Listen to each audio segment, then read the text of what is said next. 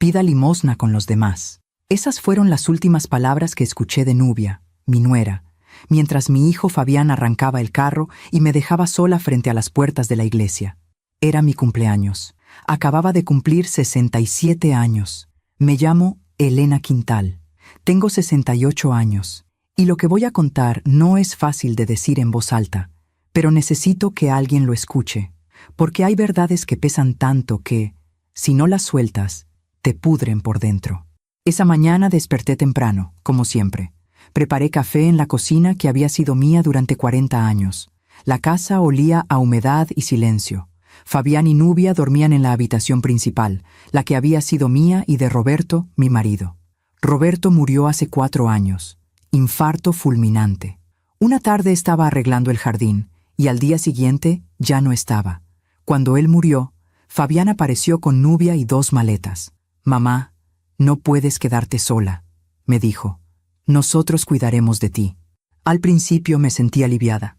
Pensé que era amor, pensé que era familia. Pero las cosas cambian despacio, tan despacio que no te das cuenta hasta que ya es tarde. Primero fue mi cuarto. «Mamá, tú no necesitas tanto espacio. El cuarto de servicio es más cómodo para ti». Después fue mi lugar en la mesa. Luego, mi voz en las decisiones. Y yo callé, porque una madre siempre encuentra formas de justificar a sus hijos. Esa mañana de mi cumpleaños, preparé el desayuno para los 3. Huevos rancheros, frijoles refritos, tortillas recién hechas. Puse la mesa con cuidado, esperando que tal vez, solo tal vez, recordaran qué día era. Fabián bajó primero, con el celular en la mano. Ni siquiera me miró. «¿Ya está listo?», preguntó. «Sí, hijo, siéntate». Nubia apareció después, con una bata de seda que había sido mía. La reconocí porque Roberto me la regaló en nuestro último aniversario. Se sentaron. Comieron en silencio. Esperé a que dijeran algo. Cualquier cosa. Nada.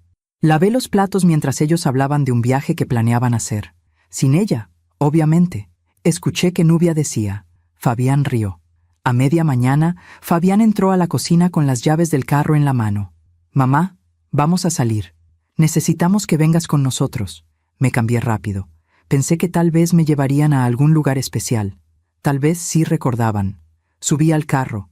Nubia iba adelante, con lentes oscuros. Yo atrás, callada. Atravesamos la ciudad. Vi las calles que conocía de memoria. El mercado donde compraba las verduras. La panadería donde Roberto me compraba pan dulce los domingos. Pero seguimos de largo. Fabián se detuvo frente a la iglesia de San Rafael. Una iglesia vieja, con escalones desgastados y puertas de madera pesada. «Bájate, mamá». «¿Aquí? ¿Por qué?» Nubia se volteó. Tenía esa sonrisa que siempre me hacía sentir pequeña. «Pida limosna con los demás», dijo. «Ya no podemos mantenerla más». Y antes de que pudiera responder, Fabián arrancó. Me quedé parada en la acera, con el vestido que había lavado esa mañana, con las manos vacías y el corazón roto. Había ancianos sentados en los escalones, algunos con latas, otros con cartones. Uno de ellos me miró y movió la cabeza. «Bienvenida», dijo. Y ahí entendí. Mi hijo me había abandonado, el día de mi cumpleaños. Para entender cómo llegué a esa acera, frente a una iglesia, con el corazón partido en 1000 pedazos, necesito llevarlos atrás en el tiempo. Necesito que conozcan a la Elena que fui, la Elena que reía, la Elena que amaba. Conocí a Roberto cuando tenía 22 años. Él tenía 25. Trabajaba en una ferretería del centro, y yo vendía flores en el mercado con mi madre. Un sábado llegó buscando un ramo para su mamá. Escogió claveles blancos. «¿Estos le gustarán?», me preguntó. «Depende», le dije. «¿Qué tipo de mujer es ella?». Se rió. Tenía una risa honesta, de esas que te hacen sentir que el mundo es un lugar seguro. «Es como tú», dijo, «de las que dicen la verdad». Nos casamos 8 meses después, en esa misma iglesia de San Rafael donde 45 años más tarde mi hijo me abandonaría. Qué ironía, ¿verdad? La vida tiene esas vueltas. Roberto no era rico, pero era bueno. Trabajaba duro, llegaba cansado, pero siempre con ganas de platicar conmigo. Nos sentábamos en el patio después de cenar, bajo el árbol de nísperos que él mismo plantó, y hablábamos de todo y de nada. «Algún día esta casa será tuya completa», me decía. «Y cuando yo no esté, Quiero que sepas que todo lo que construimos fue para ti, Elena. Para ti. Yo me reía. No digas eso. Vas a vivir 100 años. Pero él me agarraba la mano con fuerza. Prométeme que nunca dejarás que nadie te quite lo que es tuyo. Prométemelo. Yo se lo prometí. Pero no entendí por qué me lo pedía con tanta seriedad. No hasta mucho después. Fabián nació cuando yo tenía 27 años. Fue un parto largo, difícil. Roberto no se movió de mi lado. Cuando escuchamos el primer llanto de nuestro hijo, los dos lloramos. Lo logramos, me dijo Roberto. Ya somos 3. Fabián era un niño tranquilo, callado. No era de los que corrían por la casa o hacían desastres. Prefería quedarse en su cuarto, leyendo o dibujando. Roberto siempre decía que era demasiado serio para su edad. Ese niño piensa mucho, decía. Hay que enseñarle a sentir. Y lo intentamos. Lo llevamos a pasear, a la feria, al cine. Pero Fabián siempre parecía estar en otro lugar, como si nada de lo que hacíamos fuera suficiente. Cuando cumplió 15 años, empezó a pelearse con Roberto. Discutían por todo, por la escuela, por el dinero, por el futuro. Quiero estudiar en la capital, decía Fabián. Aquí no hay nada para mí. Aquí está tu familia, respondía Roberto. Eso es todo lo que necesitas. Pero Fabián no lo veía así. Se fue a los 18, con una beca que consiguió para estudiar administración. Llamaba poco, visitaba menos. Y cuando Roberto enfermó del corazón, años después, Fabián no vino a verlo, ni una sola vez. No tiene tiempo, Roberto, yo le decía para consolarlo. Está construyendo su vida. Pero Roberto me miraba con esos ojos cansados y decía, ese muchacho no está construyendo nada bueno, Elena. Ya lo verás. No quise creerle. Una madre nunca quiere creer que su hijo puede ser cruel. Los últimos años con Roberto fueron los más tranquilos. Ya no trabajaba. Pasábamos las tardes juntos. Él cuidaba su jardín y yo cocinaba sus platillos favoritos. Mole, pozole, tamales de rajas. Eres la mejor cocinera del mundo, me decía. Eres el mejor mentiroso, le respondía yo, y nos reíamos. Una tarde de noviembre, hace 4 años, Roberto estaba podando las plantas del patio. Yo preparaba agua de Jamaica en la cocina. Escuché un golpe seco. Salí corriendo. Estaba tirado junto al árbol de nísperos, con las manos en el pecho, los ojos abiertos, mirando el cielo. Roberto, por favor. Llamé a la ambulancia, llamé a Fabián, llamé a los vecinos, pero ya era tarde. Mi Roberto se fue así, sin avisar, sin despedirse. Me dejó sola en esa casa que habíamos construido juntos. Me dejó con el silencio y con las promesas que no pude cumplir. El funeral fue pequeño. Fabián llegó con Nubia. Era la primera vez que la conocía. Una mujer alta, delgada, con la mirada fría.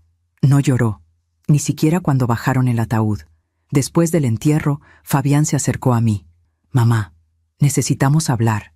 Fuimos a un café cerca del panteón. Nubia pidió un té. Fabián un café americano. Yo no pedí nada. No tenía hambre. No tenía ganas de nada. Mamá, no puedes quedarte sola en esa casa, dijo Fabián. Es muy grande, es peligroso para ti. Yo nací en esa casa, Fabián. Ahí está toda mi vida. Por eso mismo, necesitas compañía. Nubia y yo nos mudaremos contigo. Te cuidaremos. Miré a Nubia. Ella sonrió, pero era una sonrisa que no llegaba a los ojos. No es necesario, hijo. Yo puedo sola. Mamá, por favor, no me hagas rogar. Y ahí estaba otra vez. Esa culpa que las madres cargamos siempre. Esa voz que dice, si tu hijo te pide algo, tienes que dártelo. Está bien, dije, pero es temporal, solo hasta que yo me acostumbre. Fabián asintió. Nubia tomó un sorbo de su té. Claro, mamá, temporal. Pero yo debí saber que nada en esta vida es temporal. Que cuando abres la puerta de tu casa, a veces dejas entrar cosas que ya no puedes sacar. A veces confiamos demasiado en quien no debemos. ¿Tú también te has decepcionado de alguien que amabas? Cuéntame tu historia en los comentarios. Quiero leerte. Los primeros meses después de que Fabián y Nubia se mudaron a mi casa fueron extraños. No diría que fueron malos, pero tampoco fueron buenos. Era como vivir con extraños que conocían la distribución de los muebles.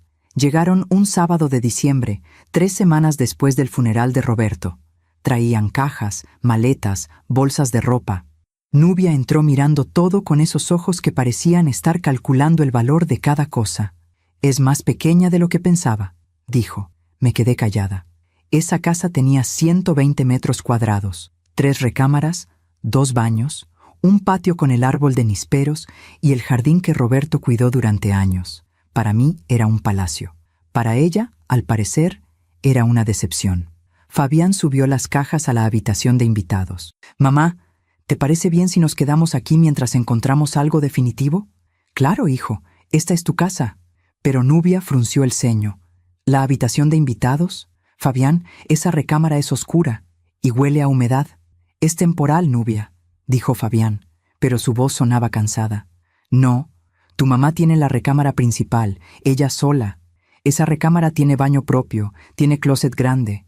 No es justo». Me quedé helada. Esa era mi recámara. La recámara donde Roberto y yo dormimos durante 40 años, donde nacieron nuestros sueños, donde lloramos nuestras penas, donde envejecimos juntos. «Nubia, esa es la recámara de mi mamá», dijo Fabián, pero su voz no tenía firmeza. «Fabián, tu mamá está sola. No necesita tanto espacio. Nosotros somos 2. Es lógico». Y entonces me miró a mí. «¿Verdad, Elena? Tú entiendes. Además, el cuarto de servicio es muy cómodo. Tiene su baño, su ventana. Vas a estar bien ahí». El cuarto de servicio. El cuarto donde mi mamá durmió cuando vino a cuidarme después del parto de Fabián. El cuarto donde guardábamos las cajas viejas y las cosas que ya no usábamos. Miré a Fabián. Esperé que dijera algo. Esperé que me defendiera. Pero él solo bajó la mirada. «Mamá, es solo por un tiempo. Cuando nos vayamos, vuelves a tu cuarto». Y yo, como siempre, dije que sí. Porque una madre no quiere causar problemas. Porque una madre piensa que si cede, si se hace pequeña, su hijo la va a amar más. Esa misma tarde, moví mis cosas al cuarto de servicio. Mi ropa, mis fotos, el chal que Roberto me regaló en nuestro aniversario número 30, el retrato de bodas que siempre estuvo en mi buró. Nubia entró a la recámara principal con una sonrisa. «Aquí sí se puede respirar», dijo, y cerró la puerta. Los días siguientes fueron cambiando poco a poco. Al principio eran detalles pequeños. Nubia movió los muebles de la sala. Dijo que estaban anticuados. Colgó cuadros nuevos, modernos, que a mí no me gustaban, pero que no me atreví a criticar. «Es para darle vida a la casa, Elena», decía. «No te ofendas, pero esto parecía museo». Después vino la cocina. Mi cocina. Un día llegué y vi que había tirado mis ollas viejas, las de peltre, las que mi mamá me heredó, las que usé para cocinarle a Roberto durante 40 años. «¿Dónde están mis ollas?», pregunté. «Las tiré», dijo Nubia, como si nada. «Estaban todas quemadas. Te compré unas nuevas. De teflón. Son mejores. Esas ollas eran de mi mamá. Pues tu mamá ya no las necesita». «¿O sí?». Me dio la espalda y siguió cocinando. Algo que olía raro. Algo que no era lo que yo cocinaba. Fabián llegó esa noche y cenó en silencio. Yo no toqué la comida. Me fui a mi cuarto, al cuarto de servicio, y lloré. Lloré por las ollas. Lloré por la recámara. Lloré por Roberto, que ya no estaba ahí para decirme que todo iba a estar bien.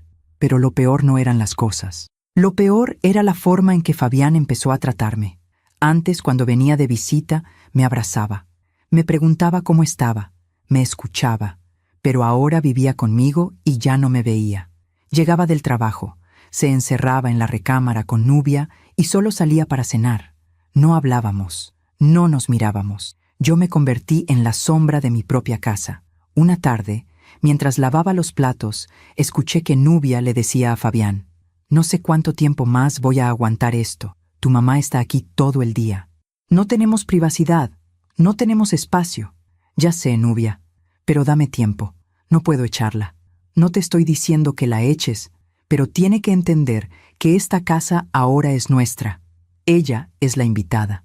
Me sequé las manos despacio. Salí de la cocina sin hacer ruido. Me fui a mi cuarto y me senté en la cama. Esta casa ahora es nuestra. Ella es la invitada. Esas palabras se me clavaron como agujas. Pasaron los meses. Fabián y Nubia no buscaron otra casa. No hablaron de irse. Y yo no pregunté, porque tenía miedo de la respuesta. En marzo, un año después de la muerte de Roberto, Nubia empezó a invitar gente a la casa. Amigas suyas, elegantes, perfumadas, que me miraban con lástima. «¿Ella es tu suegra?». Escuché que una le preguntaba. Sí, respondió Nubia. Pobrecita, está muy sola, por eso vive con nosotros. Pobrecita, como si yo fuera una carga, como si ellos me estuvieran haciendo un favor. Pero yo seguía cocinando, seguía limpiando, seguía lavando su ropa, porque pensé que si me hacía útil, si no causaba problemas, me dejarían quedarme, en mi propia casa. Qué triste, ¿verdad? Pedir permiso para existir en el lugar donde naciste, donde te casaste, donde creciste. Un día de abril, Fabián llegó con un sobre manila. Lo dejó en la mesa de la sala y me llamó. Mamá, siéntate, tenemos que hablar. Nubia estaba a su lado, con los brazos cruzados. Me senté. El corazón me latía rápido. ¿Qué pasa, hijo? Fabián abrió el sobre. Sacó unos papeles. Mamá, esto es por tu bien. Nubia y yo hemos estado pensando y creemos que lo mejor es que firmes estos documentos. ¿Qué documentos?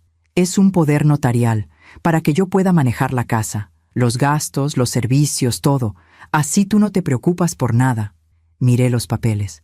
Había palabras que no entendía, cláusulas legales, firmas. ¿Por qué necesitas eso, Fabián? Porque ya estás grande, mamá. Y estas cosas son complicadas. Yo me encargo. Tú solo tienes que firmar. Algo dentro de mí gritó que no. Algo me dijo que si firmaba esos papeles, perdería lo último que me quedaba. Pero miré a mi hijo, a Fabián, al niño que cargué en brazos, al que le canté canciones de cuna, al que abracé cuando tuvo pesadillas, y quise creer que él no me haría daño. Déjame leerlos primero, dije. Nubia suspiró, molesta. Elena, no seas difícil. Es solo un trámite. Quiero leerlos. Fabián recogió los papeles. Está bien, léelos. Pero necesito que los firmes esta semana. Se fueron a su recámara, la que había sido mía. Yo me quedé sentada en la sala con las manos temblando. Y por primera vez, desde que Roberto murió, sentí miedo. Miedo de mi propio hijo. Esa noche no pude dormir. Me quedé acostada en la cama del cuarto de servicio, mirando el techo, pensando en esos papeles que Fabián me había puesto enfrente. Un poder notarial. Yo no era abogada, pero sabía lo suficiente. Mi mamá siempre me decía, nunca firmes algo que no entiendas, y nunca le des tu poder a nadie, ni siquiera a tu hijo. Pero mi mamá también decía, la familia es lo único que importa. Y ahí estaba yo, atrapada entre las dos lecciones. Al día siguiente saqué los papeles del sobre y traté de leerlos. Había palabras como cesión de derechos, administración patrimonial, beneficiario único. Me dolía la cabeza, me dolía el corazón. Llamé a mi vecina, doña Carmen. Ella había sido notaria antes de jubilarse. Le pedí que viniera a verme. Llegó esa misma tarde, con su bolsa grande y sus lentes colgando del cuello. ¿Qué pasó, Elena? ¿Te oyes preocupada? Le mostré los documentos. Se sentó en la mesa de la cocina y los leyó despacio, página por página. Yo le serví café. Esperé. Cuando terminó, me miró con los ojos tristes. Elena, si firmas esto, tu hijo va a tener control total sobre esta casa. Va a poder venderla, hipotecarla, rentarla, y tú no vas a poder hacer nada. Se me cerró la garganta. Pero él me dijo que era solo para ayudarme con los trámites. Mija, esto no es ayuda, esto es quedarse con todo. Doña Carmen puso su mano sobre la mía. No firmes, por favor, no firmes. Se fue media hora después. Yo me quedé ahí sentada, con el café frío y el alma dividida. ¿Cómo podía desconfiar de mi propio hijo? ¿Cómo podía pensar que Fabián, el niño al que había dado todo, me quisiera hacer daño? Esa noche, durante la cena, Fabián me preguntó, ¿ya leíste los papeles, mamá? Sí. ¿Y? No entiendo bien algunas cosas. Nubia dejó el tenedor con fuerza. Por Dios, Elena, ¿qué es lo que no entiendes? Fabián solo quiere ayudarte, pero si tú vas a poner trabas, entonces mejor olvídalo. No estoy poniendo trabas, solo quiero estar segura. ¿Segura de qué?, preguntó Fabián, y había algo en su voz que nunca había escuchado antes. Algo frío. Segura de que no voy a perder mi casa. Se hizo un silencio pesado. Nubia se levantó de la mesa. Increíble. Después de todo lo que hemos hecho por ti, dejamos nuestra vida para venir a cuidarte, y así nos pagas, con desconfianza. Nubia, no es eso. Sí es eso, Elena, pero está bien. Nosotros sabemos lo que valemos. Se fue a la recámara. Fabián se quedó un momento mirándome. Mamá, me decepcionas. Y se fue también. Me quedé sola en la cocina, con el nudo en la garganta y las lágrimas quemándome los ojos. ¿Y saben qué fue lo peor? Que al día siguiente fui yo la que les pedí perdón. Toqué la puerta de la recámara. Nubia la abrió con cara de fastidio. ¿Qué quieres? Disculpa, Nubia. Disculpa, hijo. No quise ofenderlos. Yo voy a firmar. Fabián apareció detrás de ella. ¿En serio? Sí, tienen razón. Ustedes solo quieren ayudarme. Y yo estoy siendo tonta. Nubia sonrió. Pero no fue una sonrisa de alivio. Fue una sonrisa de triunfo. 2 días después fuimos al notario. Un hombre mayor, con bigote blanco, que me hizo leer el documento en voz alta antes de firmarlo. ¿Está segura de lo que está haciendo, señora?, me preguntó. Miré a Fabián. Él asintió. Sí, estoy segura. Firmé. Y en ese momento, aunque no lo sabía, firmé mi propia condena. Los meses siguientes fueron peores. Fabián empezó a llegar tarde, a veces oliendo a alcohol. Nubia salía con sus amigas y volvía con bolsas de ropa cara, de tiendas donde yo nunca había entrado. ¿De dónde sacan dinero para eso?, le pregunté un día a Fabián. Eso no te importa, mamá. Pero sí me importaba. Porque empecé a notar que las facturas de la luz, del agua, del gas, ya no llegaban a mi nombre, llegaban al nombre de Fabián. Y cuando quise pagar los servicios, me dijeron que ya no podía, que yo ya no era la titular. Un sábado de junio, mientras limpiaba la sala, encontré un papel en el cesto de basura. Era un estado de cuenta, del banco donde Roberto y yo teníamos nuestros ahorros. La cuenta estaba casi vacía. Roberto había dejado 150,000 pesos, dinero que ahorramos durante años, dinero para emergencias, para mi vejez. Y ahora quedaban menos de 10,000. Sentí que el piso se movía debajo de mis pies. Busqué a Fabián. Estaba en el patio, hablando por teléfono. Fabián, necesito hablar contigo. Ahora no, mamá. Es importante. Colgó el teléfono. Me miró con fastidio. ¿Qué pasa? Le mostré el papel. ¿Qué pasó con el dinero de la cuenta? Ah, eso. Lo usé para pagar deudas. ¿Qué deudas? Mías, deudas mías. Pero ese dinero era mío. Era de tu papá y mío. Mamá, ¿ya olvidaste? Me diste poder sobre todo. Yo decido qué hacer con el dinero. Y lo necesitaba. Pero no me preguntaste. No tengo que preguntarte. Y se fue. Yo me quedé parada en el patio, bajo el árbol de nísperos que Roberto plantó, con el papel arrugado en la mano.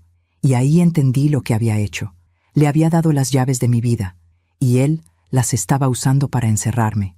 Pero todavía no me iba. Todavía no podía irme. Porque no tenía a dónde ir.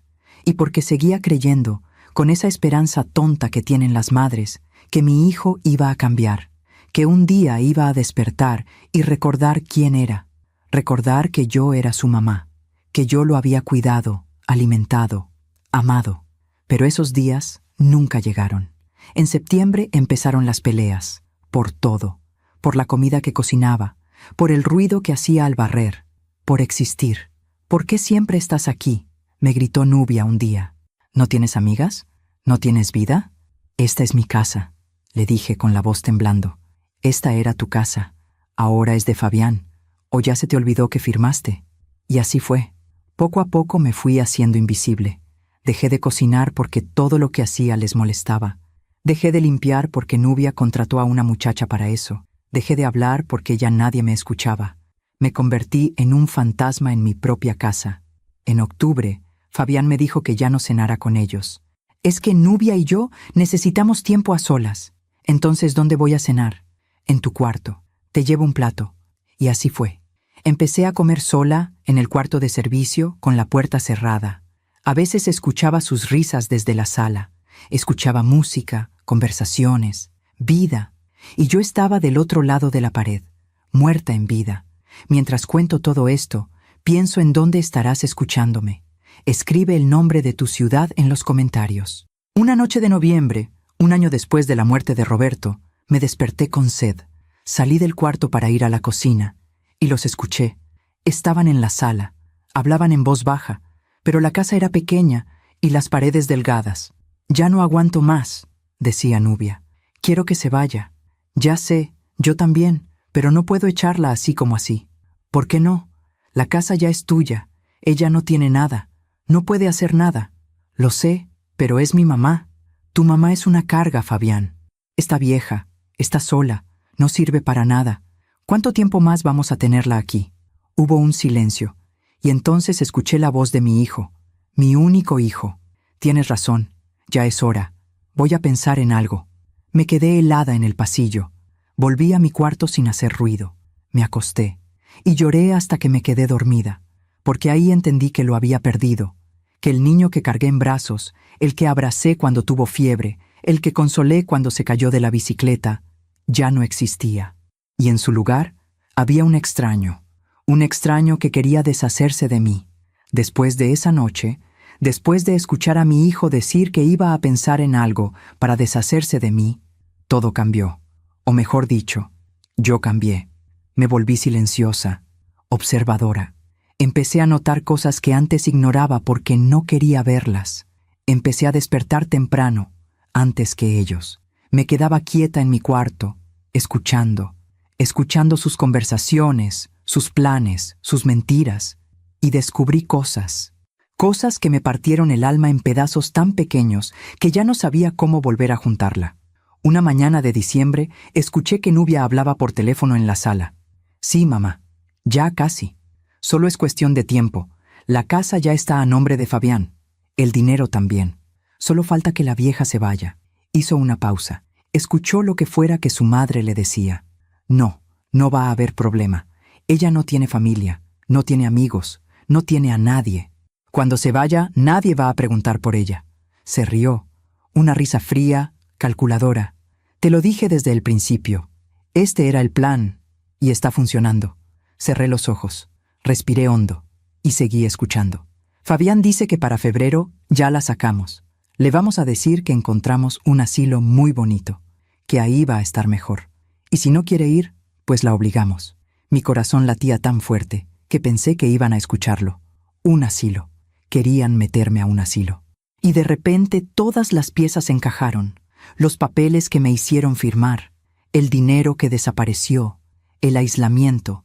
Todo había sido planeado, desde el principio, desde el día del funeral de Roberto.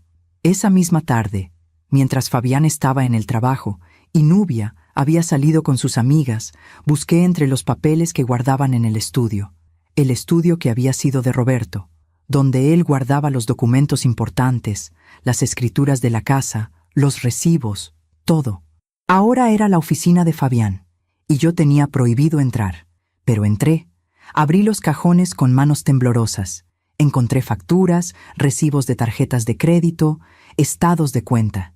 Y entonces vi algo que me heló la sangre. Un folleto de un asilo llamado Jardines del Atardecer.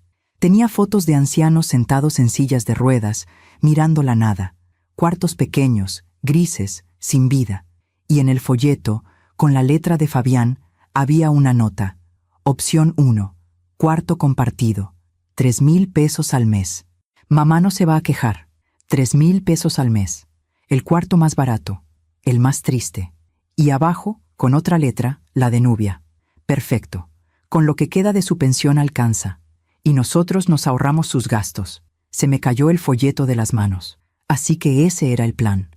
Meterme en el asilo más barato que pudieran encontrar. Pagar con mi propia pensión. Y quedarse con la casa, con el dinero, con todo. Y yo iba a terminar mis días en un cuarto compartido, oliendo a orines y desinfectante, esperando la muerte.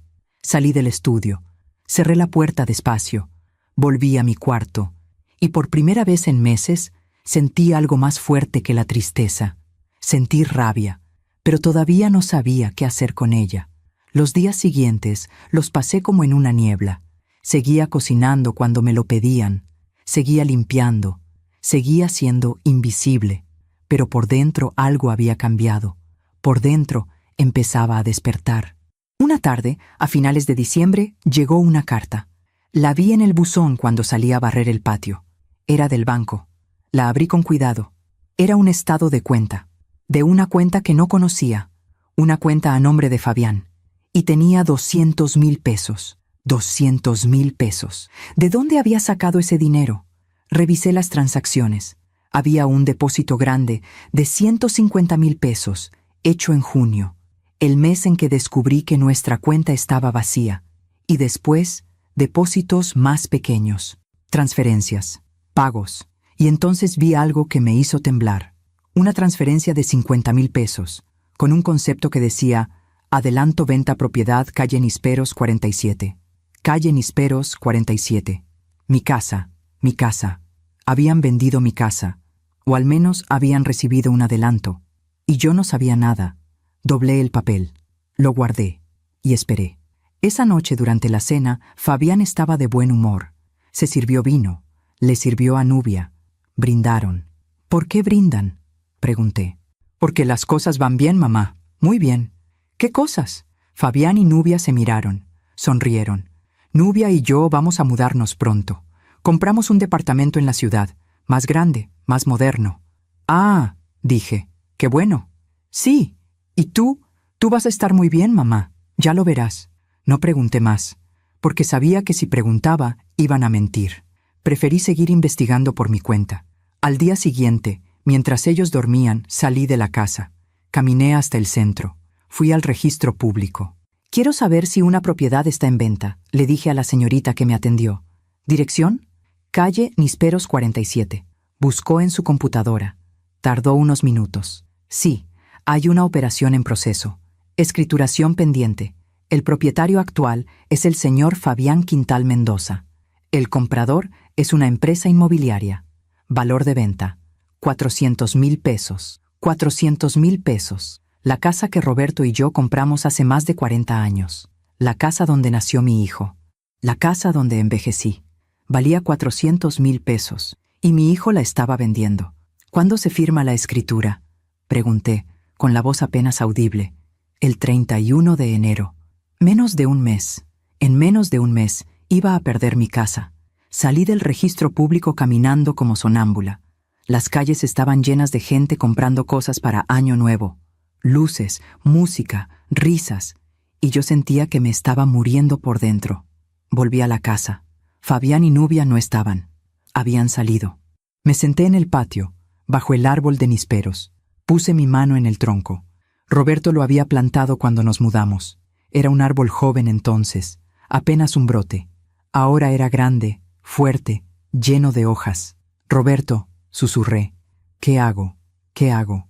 Y el viento movió las ramas, como si él me estuviera respondiendo. Pero yo no entendía.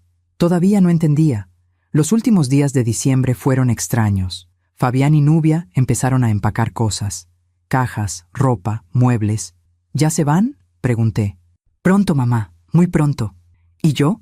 Fabián me miró. Había algo en sus ojos que no pude descifrar. Tú también. Te vas a mudar a un lugar muy bonito. Ya lo vas a ver. El 24 de diciembre, Nochebuena, cenamos en silencio. Yo preparé pozole, tamales, ponche. Nadie me ayudó. Nadie me agradeció. Comieron rápido y se fueron a su cuarto. Yo me quedé sola en la cocina, limpiando los platos, mirando por la ventana. Afuera los vecinos tenían luces, familias reunidas, risas, y yo estaba sola, completamente sola. Esa noche, acostada en mi cuarto, pensé en Roberto. Pensé en todas las nochebuenas que pasamos juntos, en cómo él siempre brindaba conmigo, en cómo me abrazaba y me decía: «Gracias por esta vida, Elena, gracias por todo». Y lloré. Lloré hasta quedarme dormida. Cuando desperté, ya era 25 de diciembre, día de Navidad. Me levanté, me lavé la cara, salí de mi cuarto. La casa estaba vacía. Fabián y Nubia se habían ido, sin avisar, sin despedirse. Sobre la mesa de la sala había una nota. La abrí con manos temblorosas. «Mamá, nos fuimos a pasar Navidad con la familia de Nubia. Volvemos en 2 días. Hay comida en el refrigerador. Cuídate, cuídate». Como si yo fuera una mascota, como si yo fuera nada. Me senté en el sillón de la sala, el mismo sillón donde Roberto y yo veíamos la televisión por las noches, y ahí, en ese momento, entendí algo. Entendí que ya no importaba cuánto los amara, ya no importaba cuánto me esforzara. Mi hijo no me quería, mi hijo solo quería lo que yo tenía, y cuando ya no tuviera nada más que quitarme, me iba a desechar, como se desecha la basura. Fabián y Nubia volvieron el 27 de diciembre por la tarde. Llegaron con bolsas de regalos, risas, oliendo a perfume caro y comida que no compartieron conmigo. Yo estaba en la cocina preparando la cena. Hacía frío. Enero estaba cerca y el invierno se sentía en los huesos. «Hola, mamá», dijo Fabián, dejando las bolsas en la sala. «¿Cómo estuvo tu Navidad?» Giré a verlo. Quise gritarle. Quise preguntarle cómo se atrevía a preguntarme eso después de dejarme sola. Pero solo dije: «Bien, tranquila». «Qué bueno», dijo, y se fue a su cuarto sin mirarme. Los días siguientes fueron tensos. Yo ya no hablaba, ya no preguntaba, solo observaba. Y ellos, creyendo que yo no sabía nada, empezaron a relajarse, a hablar más abiertamente. Una noche, el 2 de enero, los escuché en la sala. «Ya casi, amor», decía Nubia. «El 31 firmamos y esto se acaba. Lo sé, ya tengo el dinero apartado para el asilo. El 15 de enero la llevamos. ¿Y si se niega? No puede negarse. No tiene a dónde ir, no tiene dinero, no tiene nada». Se rieron, y yo, del otro lado de la pared, sentí que algo dentro de mí se rompía definitivamente. Pero también sentí otra cosa, algo extraño, algo que no había sentido en meses: claridad. Por fin veía las cosas como eran, sin justificaciones, sin excusas. Mi hijo me había estado robando. Mi hijo me había estado mintiendo. Mi hijo planeaba deshacerse de mí como si yo fuera un estorbo. Y yo había dejado que pasara, porque amaba, porque confiaba, porque creía que la sangre era más fuerte que todo. Pero me equivoqué. El 10 de enero fue mi último intento. Esa mañana, después de que Fabián se fue a trabajar y Nubia salió a quién sabe dónde, me senté en su recámara, en la que había sido mía. Esperé a que volviera. Llegó a media tarde, cargando bolsas de ropa nueva. «Mamá, ¿qué haces aquí?» «Necesito hablar contigo, hijo». Suspiró. Dejó las bolsas en la cama. «¿De qué?» «De la casa, de lo que está pasando». Su cara cambió. Se puso tensa. «¿Qué está pasando?» «Sé que la vendiste, Fabián. Sé que el 31 firmas la escritura. Sé que me quieres meter a un asilo». Hubo un silencio largo. Fabián se sentó en la cama. No me miró. «¿Cómo te enteraste?» «Eso no importa. Lo que importa es que es mi casa. La casa que tu papá y yo compramos. La casa donde tú creciste». «Mamá, la casa ya es mía. Tú firmaste. ¿Ya lo olvidaste?» «Me engañaste. Me dijiste que era solo para ayudarme con los trámites. Y te ayudé. Vendí la casa porque es vieja, porque necesita arreglos, porque no vale la pena mantenerla. Con ese dinero puedo comprar algo mejor. ¿Y yo? ¿Dónde quedo yo en tus planes?» Por fin me miró, y lo que vi en sus ojos me dolió más que cualquier golpe. Indiferencia. «Mamá, ya estás grande. Ya no puedes vivir sola. El asilo es lo mejor para ti. Ahí van a cuidarte, te van a dar comida, medicinas. Vas a estar bien. No quiero ir a un asilo. Quiero quedarme en mi casa. Esta ya no es tu casa». Esas palabras cayeron como piedras. «¿Cómo puedes decirme eso?», susurré. «Soy tu mamá, y yo soy tu hijo, y tengo derecho a hacer mi vida, a vivir bien, a no cargar contigo». «¿Cargar conmigo?». Se levantó, caminó hacia la ventana. «Mamá, toda mi vida me sacrifiqué. Cuidé de ti cuando papá murió. Te aguanté, te di casa, y ahora necesito que tú hagas tu parte. Necesito que te vayas». Me quedé callada, porque ya no había nada que decir. Me levanté despacio, salí de la recámara, cerré la puerta, y en ese momento supe que lo había perdido para siempre. El 15 de enero, como habían planeado, Fabián me dijo que empacara mis cosas. «Mañana te llevo al asilo». «No voy a ir. No es una pregunta, mamá, es una decisión. No puedes obligarme». Nubia apareció detrás de él, con los brazos cruzados. «Claro que podemos. Tienes 2 opciones. O vas voluntariamente o te llevamos a la fuerza. Y créeme, Elena, no querrás que sea la segunda». Esa noche no dormí. Me quedé sentada en mi cama, mirando las paredes del cuarto de servicio. El cuarto donde había pasado los últimos 3 años de mi vida. Pensé en Roberto. Pensé en todo lo que construimos juntos. Y pensé en cómo, en cuestión de años, todo se había derrumbado. Al día siguiente, 16 de enero, desperté con una decisión. No iba a ir a ningún asilo. Me levanté, me bañé, me puse mi mejor vestido, el que Roberto me regaló en nuestro último aniversario. Un vestido sencillo, de flores pequeñas, que me quedaba flojo porque había perdido mucho peso. Bajé a la cocina. Fabián y Nubia estaban desayunando. ¿Ya empacaste?, preguntó Fabián. No voy a ir, dije con voz firme. Mamá, no empieces. No voy a ir porque esta es mi casa, y no me voy a ir de aquí. Nubia se levantó de la mesa, se acercó a mí. Había algo peligroso en su mirada. Escúchame bien, Elena. Esta casa ya no es tuya. Tú no decides nada. Y si no te vas por las buenas, te vas por las malas. No me voy. Y entonces pasó algo que nunca olvidaré. Nubia me empujó. No fue fuerte, pero fue suficiente para que perdiera el equilibrio y me golpeara contra la mesa. Fabián no dijo nada, solo la miró. Y después me miró a mí. Mamá, por favor, no hagas esto más difícil. Me levanté. Me dolía la espalda, pero no dije nada. Está bien, dije. Me voy. Nubia sonrió. Buena decisión.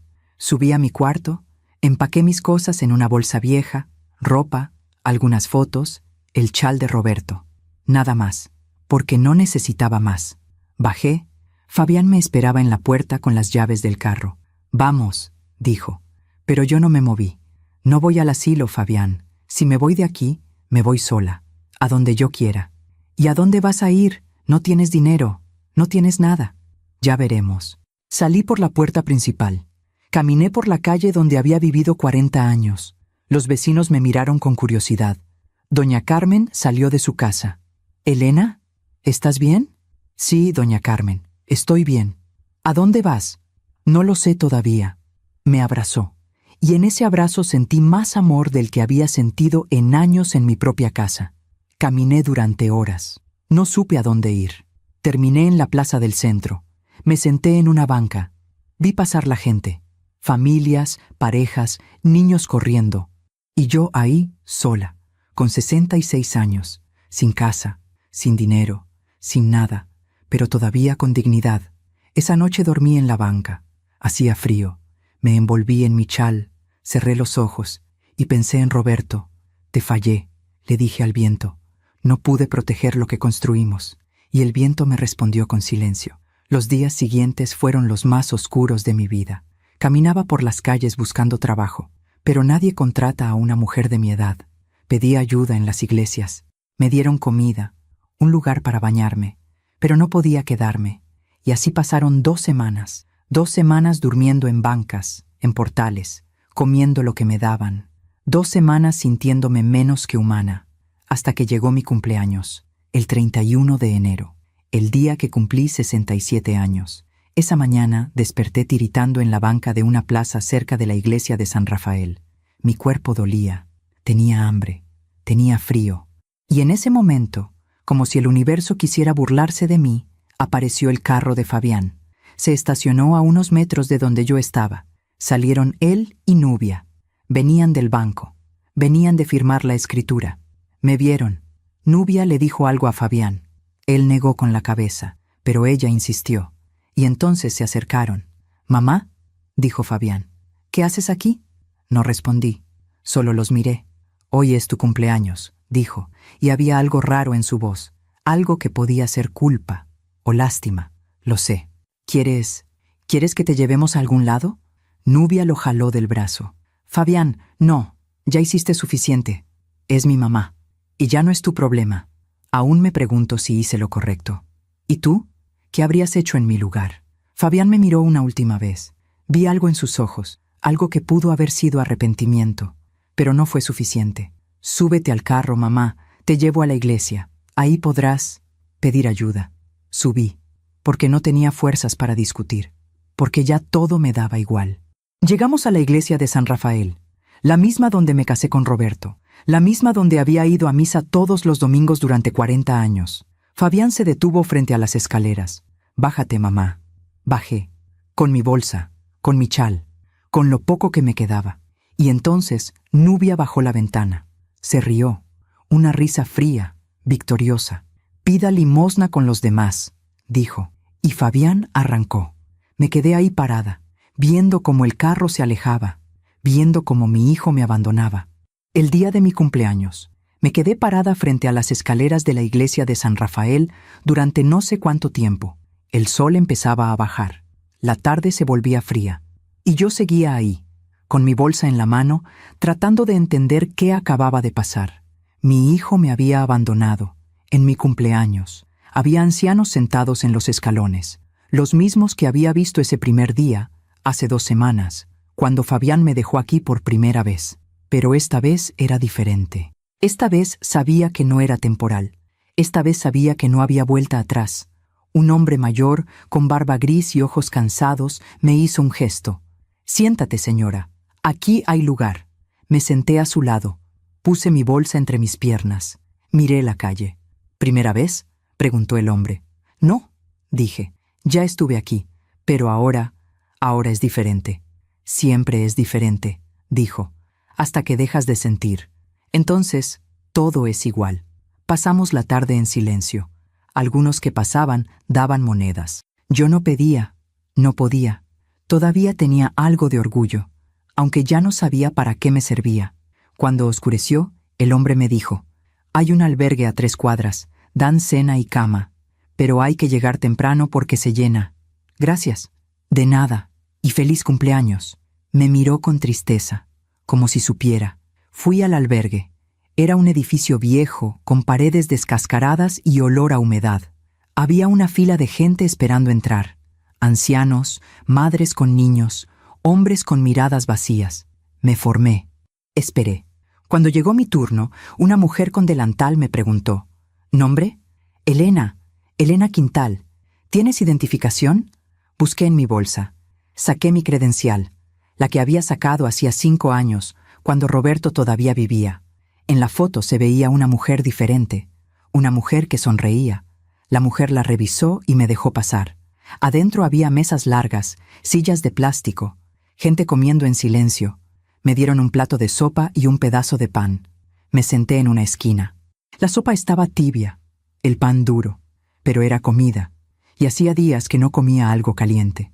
Esa noche dormí en un catre, entre 20 mujeres más. Algunas roncaban, otras lloraban en silencio. Yo me quedé despierta, mirando el techo, pensando en todo lo que había perdido. Mi casa, mi dinero, mi hijo, todo. Pero al día siguiente, 1 de febrero, algo cambió. Desperté con una certeza extraña, una claridad que no había sentido en meses.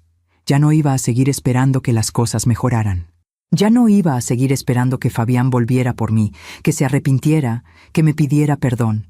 Eso no iba a pasar, y yo tenía que sobrevivir. Salí del albergue temprano. Caminé por el centro buscando trabajo, cualquier cosa. Limpiar, cocinar, lavar ropa. Pero en cada lugar me decían lo mismo. «Lo siento, señora, no contratamos personas mayores. Ya tenemos personal. Venga otro día». Mentiras amables, rechazos educados. Pasaron 3 días. 3 días en los que dormí en el albergue, comí lo que me daban y busqué trabajo sin encontrar nada. Hasta que el 4 de febrero, agotada y desesperada, terminé haciendo algo que nunca pensé que haría. Terminé en un basurero. Había escuchado a otras mujeres en el albergue hablar de eso, de cómo podías encontrar cosas útiles en la basura. Botellas de plástico, latas, cartón. Cosas que podías vender por unos pesos. Así que fui. Era un terreno grande, a las afueras de la ciudad. Montañas de basura, olor insoportable, moscas, perros callejeros, gente escarbando entre los desechos. Me quedé parada en la entrada mirando, y pensé: esto es lo que soy ahora. Una mujer de 67 años, buscando sobras en la basura. Pero entré, porque tenía hambre, porque necesitaba dinero, porque ya no me quedaba orgullo. Busqué entre las bolsas, encontré botellas, latas, un suéter que todavía servía. Los metí en mi bolsa. Había otras personas haciendo lo mismo. Algunos me miraban con lástima, otros con indiferencia. Y entonces escuché una voz detrás de mí. «¿Señora Elena?» Me volteé. Era un hombre joven, vestido con ropa sucia, con la cara marcada por el sol. «¿Cómo sabe mi nombre?», pregunté asustada. Yo trabajé con su esposo, hace años, en la ferretería del centro. Lo miré bien. No lo reconocía. «Roberto Quintal, ¿verdad? Él me ayudó mucho cuando mi papá estaba enfermo. Me consiguió trabajo, me prestó dinero. Era un buen hombre». Se me llenaron los ojos de lágrimas. Sí, era un buen hombre. ¿Qué hace usted aquí, señora? No supe qué responder. ¿Qué le iba a decir? ¿Que mi hijo me robó todo y me abandonó? Pasaron cosas, dije simplemente. El joven asintió. No preguntó más. Si necesita ayuda, señora, aquí todos nos cuidamos. Esto es duro, pero se puede sobrevivir. Me enseñó cómo separar la basura, qué era valioso, dónde venderlo. Y al final del día, con las botellas y latas que junté, gané 20 pesos. 20 pesos. Con eso compré un pan y una botella de agua. Y así pasó una semana. 7 días escarbando basura, durmiendo en el albergue, sobreviviendo. Me convertí en invisible, en una más de tantas mujeres mayores que la ciudad olvidó. Pero entonces, el 11 de febrero, algo pasó. Ese día llegué tarde al basurero. Ya no quedaba mucho que recoger. Estaba agachada, buscando entre una pila de bolsas rotas, cuando escuché pasos detrás de mí. Me volteé, y ahí estaba, un hombre, alto, con traje gris, corbata, zapatos brillantes, completamente fuera de lugar en ese basurero. Me miraba con atención, como si me estuviera buscando. «¿Señora Elena Quintal?», preguntó. Me quedé helada. ¿Cómo sabía mi nombre? ¿Quién era? «¿Quién pregunta?», dije, con voz temblorosa. El hombre sacó un sobre de su maletín. «Soy el licenciado Ernesto Mora, abogado. Llevo semanas buscándola». «¿Por qué?». «Porque su esposo, el señor Roberto Quintal, dejó un testamento, y usted es la beneficiaria». El corazón me dio un vuelco. «¿Un testamento?». «Sí, señora. Pero hay una condición que su esposo dejó muy clara». Me temblaban las piernas. El abogado me ofreció su mano. «¿Podemos hablar en otro lugar? Esto es importante». Miré a mi alrededor. Las montañas de basura, la gente escarbando, el olor, y ese hombre de traje ofreciéndome respuestas. «Sí», dije. «Podemos hablar». Salimos del basurero. Caminamos hasta una cafetería cercana. El abogado me compró un café y un sándwich. Yo no había comido algo así en semanas. Comí despacio mientras él me observaba con expresión seria. Cuando terminé, abrió su maletín. Sacó un folder con documentos. «Señora Elena, su esposo vino a mi despacho hace 5 años, poco antes de morir. Me pidió que hiciera un testamento muy específico. ¿Por qué no me dijo nada? Porque él sabía algo que usted no quería ver. Sabía que su hijo no era de confiar». Esas palabras me dolieron, pero eran ciertas. En este testamento, el señor Roberto le deja todo a usted. La casa, el dinero que tenía guardado, todo, pero con una condición. ¿Qué condición? El abogado me miró fijamente. Que usted saque a su hijo y a su nuera de la casa, que los ponga en la calle, tal como ellos hicieron con usted. Me quedé sin aire. ¿Qué? Señora, su esposo lo escribió textualmente. Si mi hijo Fabián alguna vez intenta quitarle algo a Elena, si alguna vez la lastima, ella debe sacarlo de la casa. Sin piedad, sin culpa, porque él no merece nada de lo que construimos. Las lágrimas empezaron a caer. Pero Fabián vendió la casa, ya firmó, ya no es mía. El abogado sonrió, y fue una sonrisa extraña, como de triunfo. Ahí está el detalle, señora. Esa venta es ilegal. ¿Cómo? Porque su hijo la hizo firmar un poder notarial con engaños, y porque el testamento de su esposo está registrado ante notario público. Tiene más peso legal que cualquier documento que su hijo haya falsificado. Sacó más papeles. Yo puedo anular esa venta, puedo recuperar su casa, puedo hacer que su hijo devuelva el dinero que les robó, pero necesito su autorización. Me quedé callada, mirando esos papeles, mirando la cara del abogado. ¿Por qué hasta ahora?, pregunté. ¿Por qué no vino antes? Porque el testamento tiene una cláusula. Solo entra en vigor si su hijo comete un acto grave contra usted. Abandono, despojo, maltrato, y yo necesitaba pruebas. ¿Pruebas? Sí, y las conseguí. Tengo testigos que vieron cómo la dejaron en la iglesia. Tengo los documentos de la venta fraudulenta. Tengo los estados de cuenta que muestran el robo. Tengo todo lo que necesito para ganar este caso. Se inclinó hacia adelante. Señora Elena, su esposo le dejó una herramienta para defenderse. ¿La va a usar? Miré por la ventana de la cafetería. Vi la calle. Vi la gente pasar. Gente con familia, con casas, con vidas normales. Y pensé en Fabián, en el niño que fue, en el hombre en el que se convirtió. Y pensé en Roberto, en todo lo que construimos, en todo lo que me pidió que protegiera. Miré al abogado. Sí, dije, voy a usarla. El licenciado Ernesto Mora abrió su maletín y sacó más documentos. Los puso sobre la mesa de la cafetería, uno por uno, con cuidado, como si cada papel fuera una pieza de un rompecabezas que estaba armando para mí. Señora Elena, antes de que tome cualquier decisión, necesito que entienda exactamente qué es lo que su esposo dejó. Me limpié las lágrimas con la manga del suéter que había encontrado en la basura. Asentí. Su esposo tenía 2 cuentas bancarias, una que usted conocía, donde guardaban los ahorros de la familia. Esa cuenta, efectivamente, su hijo la vació. Sentí que me apretaban el pecho, pero había otra cuenta. Una que el señor Roberto abrió hace 10 años, sin decirle a nadie, ni siquiera a usted. ¿Por qué?, pregunté. ¿Por qué me ocultaría eso? El abogado suspiró.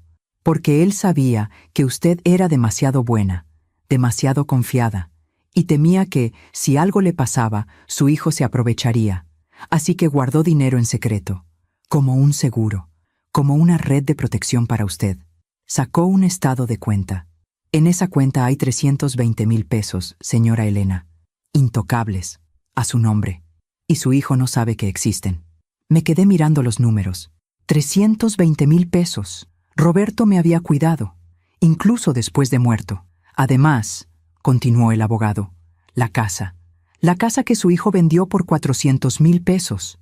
Esa venta se puede anular, y cuando se anule, la casa vuelve a ser suya, porque el testamento de su esposo está registrado ante notario público desde el año 2018, 5 años antes de la muerte de don Roberto. Y en ese testamento dice claramente: la casa de calle Nisperos 47 es propiedad de Elena Quintal de por vida.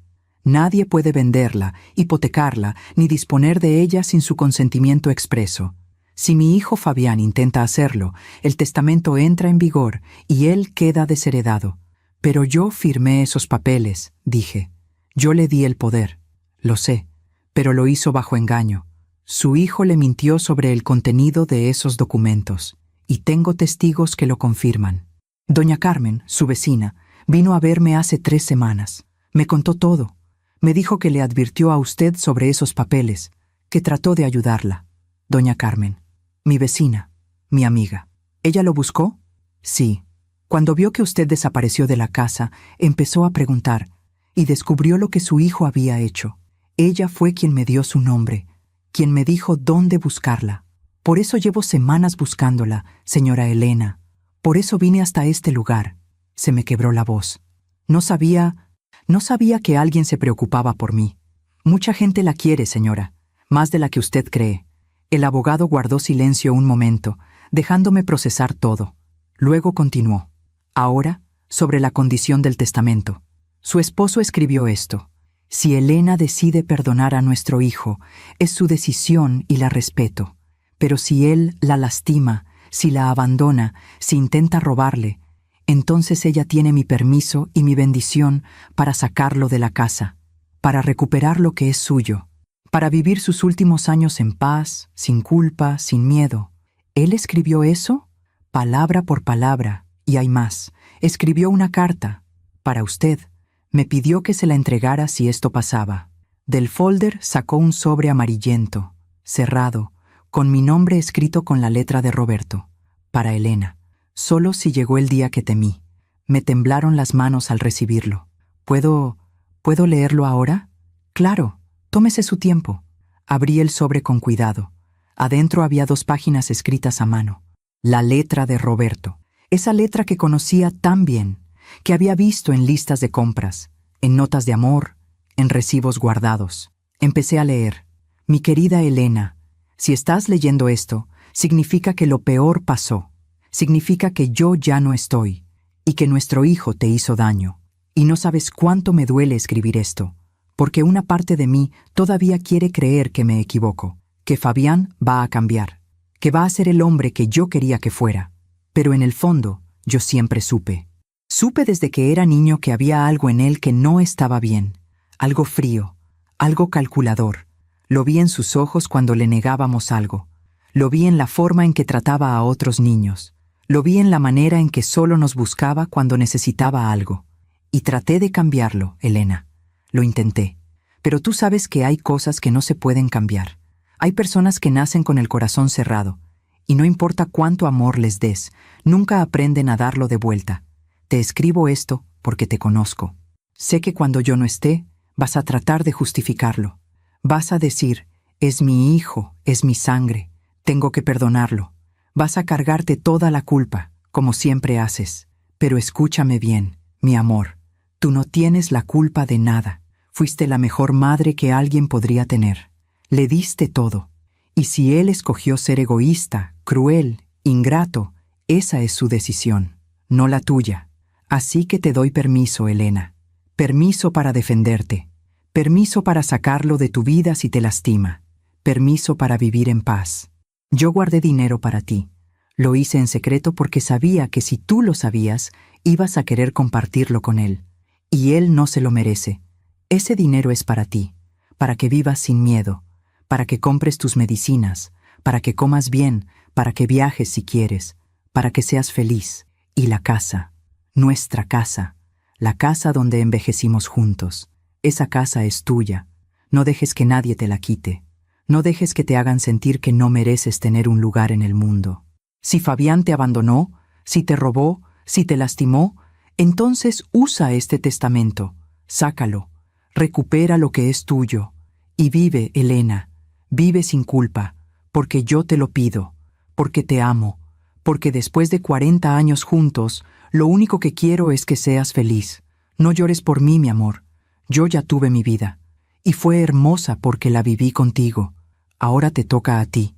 Sé fuerte, sé valiente, y recuerda que siempre, siempre voy a estar cuidándote. Tuyo por siempre, Roberto. Terminé de leer con la cara empapada de lágrimas. El papel temblaba en mis manos. El abogado me pasó una servilleta en silencio. Me limpié la cara. Respiré hondo. Y sentí algo que no había sentido en meses. Sentí que Roberto seguía a mi lado. ¿Qué tengo que hacer?, pregunté con voz firme.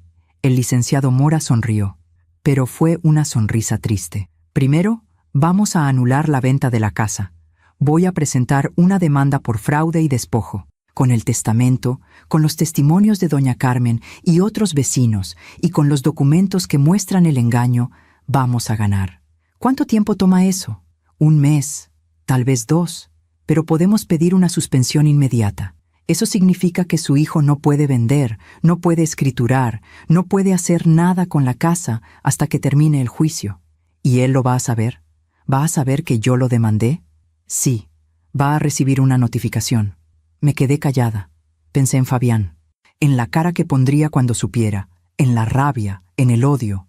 Pero también pensé en Roberto, en todo lo que construimos, en todo lo que me pidió que protegiera.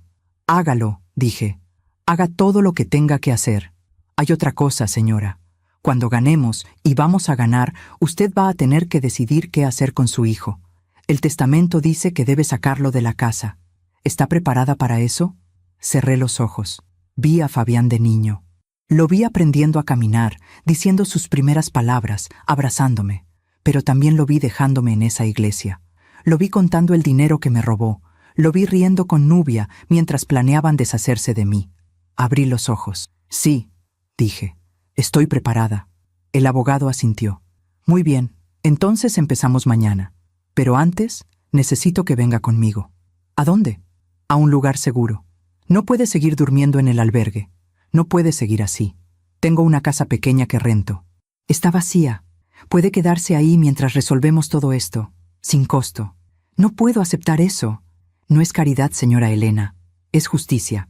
Y además, su esposo me pagó muy bien para cuidar de usted si esto pasaba. Esto es parte de mi trabajo. Me levanté de la mesa. Sentía las piernas débiles, pero había algo nuevo en mi pecho. Esperanza. Licenciado Mora, ¿por qué hace esto? ¿Por qué le importa tanto? El abogado guardó los documentos en su maletín. Porque hace 20 años, cuando yo estaba empezando, cuando no tenía dinero ni clientes, su esposo me prestó 5,000 pesos para pagar la renta de mi oficina. Y me dijo, no me pagues ahora, págame ayudando a alguien más cuando puedas. Se le humedecieron los ojos. Don Roberto me salvó, y yo le prometí que si algún día necesitaba algo, iba a estar ahí. Él ya no está, pero usted sí, Y es mi forma de pagarle. Salimos de la cafetería. El sol empezaba a bajar. Febrero es un mes extraño en esta ciudad. Los días son fríos, pero las tardes tienen luz dorada. Caminamos hasta un carro viejo estacionado en la esquina. El licenciado abrió la puerta del copiloto. «Suba, señora». Subí. Olía a café y a papeles viejos, pero era cálido, era seguro. Manejamos por 20 minutos hasta un barrio tranquilo en las afueras. Se detuvo frente a una casa pequeña, de una planta, con rejas verdes y un jardín descuidado. «Es modesta», dijo, «pero tiene lo necesario. Cama, cocina, baño, y nadie la va a molestar aquí». Entramos. La casa olía a cerrado, pero estaba limpia. Había muebles básicos, una mesa, un sillón viejo, una cama con sábanas limpias en la recámara. «Mañana le traigo comida, ropa limpia, lo que necesite. Por ahora descanse. Ha sido un día largo». Me dejó las llaves. «Mañana empezamos la pelea, señora Elena, y le prometo que la vamos a ganar». Se fue. Yo me quedé parada en medio de esa casa pequeña, con las llaves en la mano, tratando de procesar todo lo que había pasado. Hace unas horas estaba escarbando basura, y ahora tenía un techo, tenía esperanza, tenía una oportunidad. Me senté en la cama, saqué la carta de Roberto de mi bolsa, la leí otra vez, y lloré. Pero esta vez no lloré de tristeza, lloré de alivio. Esa noche dormí en una cama, con sábanas limpias, sin frío, sin miedo, y soñé con Roberto. Soñé que estábamos en el patio de nuestra casa, bajo el árbol de nísperos, y él me decía: «Ya falta poco, Elena, ya falta poco para que vuelvas a casa». Los días siguientes fueron un torbellino. El licenciado Mora trabajó rápido. El 14 de febrero presentó la demanda ante el juez. Demanda por fraude, por despojo, por abuso de confianza, y pidió la suspensión inmediata de la venta. El 15 de febrero, el juez la concedió. Eso significaba que Fabián no podía terminar la transacción, que el comprador no podía escriturar, que todo se detenía. Y ese mismo día, un oficial fue a la casa de calle Nísperos 47 a notificar a mi hijo. Yo no estuve ahí, pero doña Carmen, que seguía viviendo al lado, me contó después lo que pasó. Fabián abrió la puerta. El oficial le entregó los papeles. Él los leyó y se puso blanco. «¿Qué es esto?», preguntó. «Una demanda, señor, presentada por la señora Elena Quintal, y una orden de suspensión de venta. Esto es imposible. Mi madre ¿Está qué, señor?». Fabián no respondió. Cerró la puerta. Doña Carmen escuchó gritos adentro. Fabián y Nubia peleando. «Te dije que esto iba a pasar», gritaba Nubia. «Te dije que la dejaras en el asilo». «Pero no, tuviste que dejarla en la calle. Ella no tiene dinero para un abogado. No tiene forma de pelear, pues alguien la está ayudando, y ahora vamos a perder todo». Esa noche, Fabián fue al despacho del licenciado Mora. El abogado me llamó. «Señora Elena, su hijo está aquí, quiere hablar con usted». «¿Qué le dijo?». «Que dónde está usted, que quiere explicarse, que todo es un malentendido». «¿Qué le dijo usted?». «Que usted no quiere verlo, y que todo se va a resolver en los tribunales». «Gracias». Colgué, y sentí algo extraño. Sentí paz, porque por primera vez en mi vida no estaba tratando de arreglar las cosas, no estaba tratando de entender a mi hijo, no estaba cargando su culpa. Estaba dejando que la justicia hiciera su trabajo. El 20 de febrero tuvimos la primera audiencia. Yo fui con el licenciado Mora.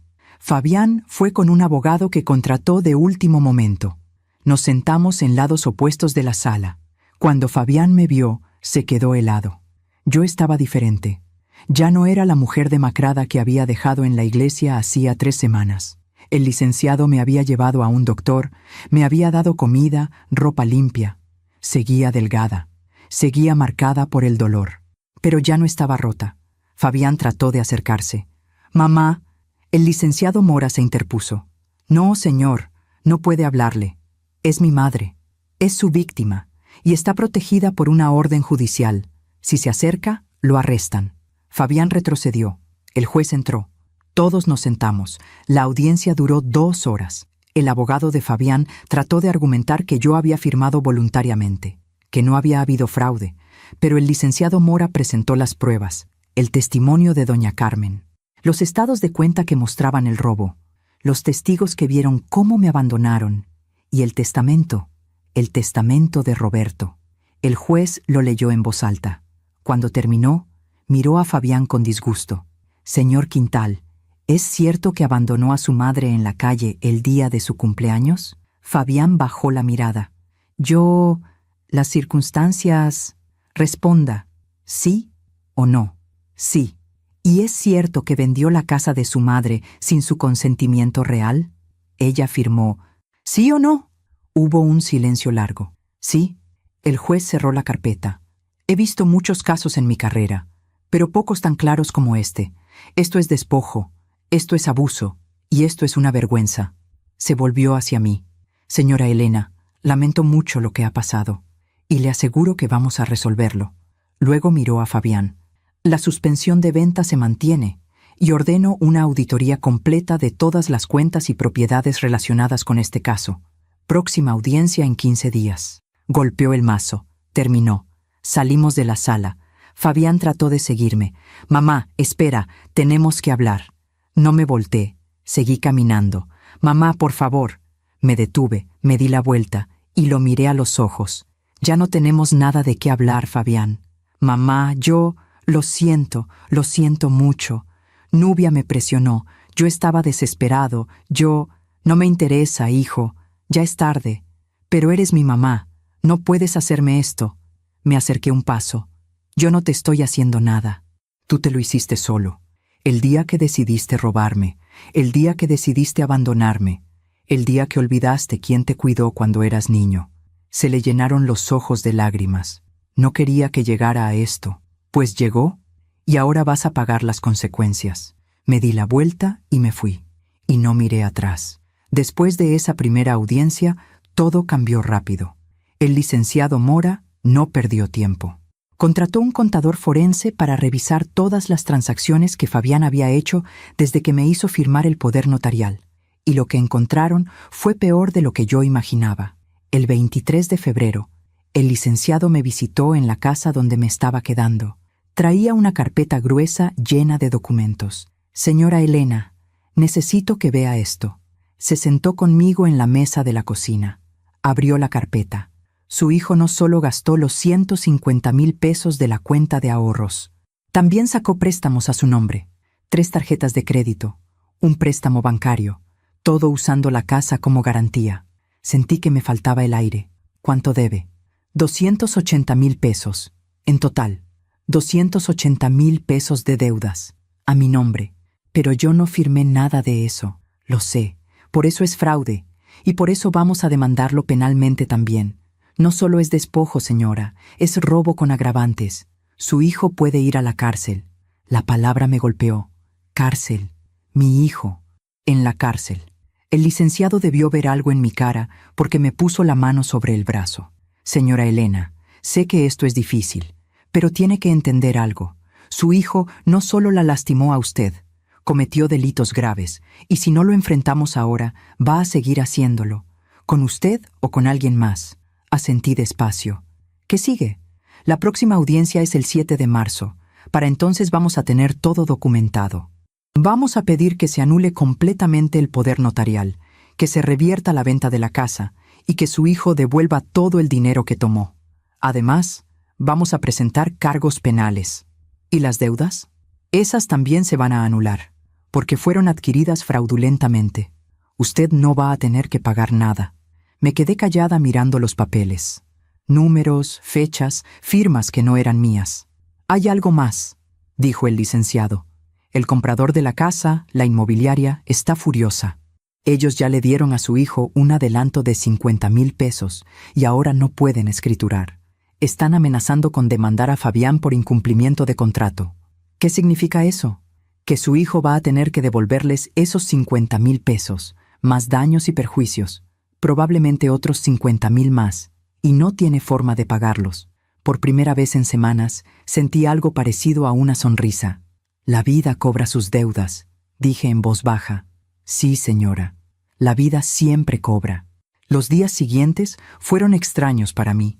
Estaba sola en esa casa pequeña, pero por primera vez en años no me sentía sola. Doña Carmen venía a visitarme casi todos los días. Me traía comida, me contaba chismes del barrio, me hacía compañía.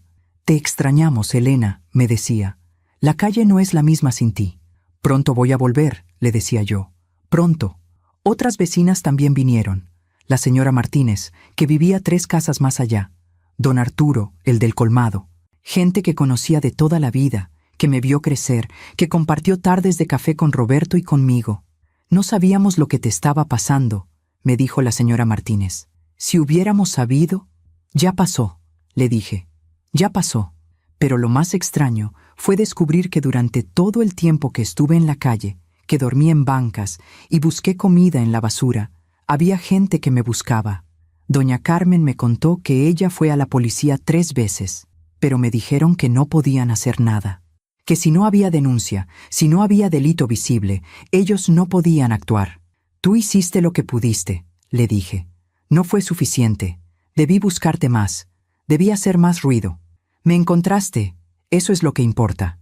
El 1 de marzo recibí una llamada del licenciado Mora. «Señora Elena, tengo noticias. Buenas o malas. Depende de cómo lo vea. Fabián quiere negociar». «¿Negociar qué?»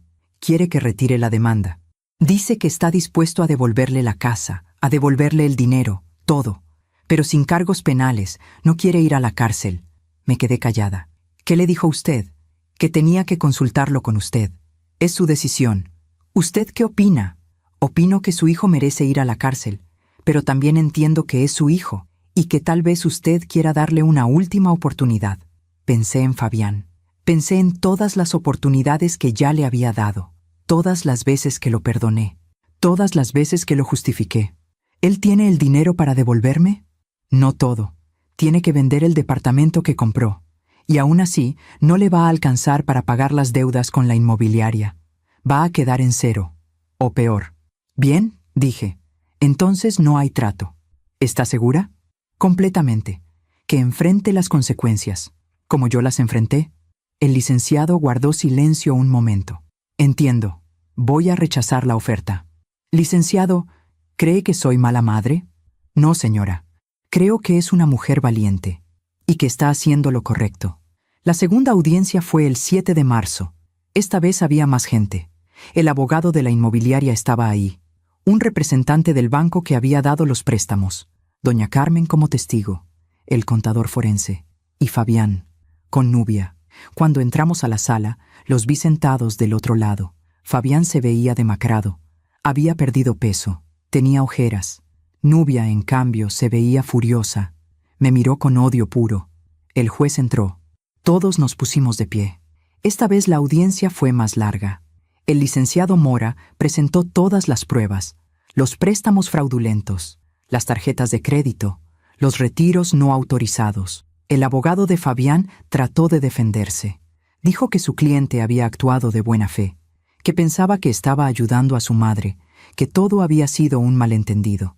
Pero las pruebas eran claras. El juez escuchó todo.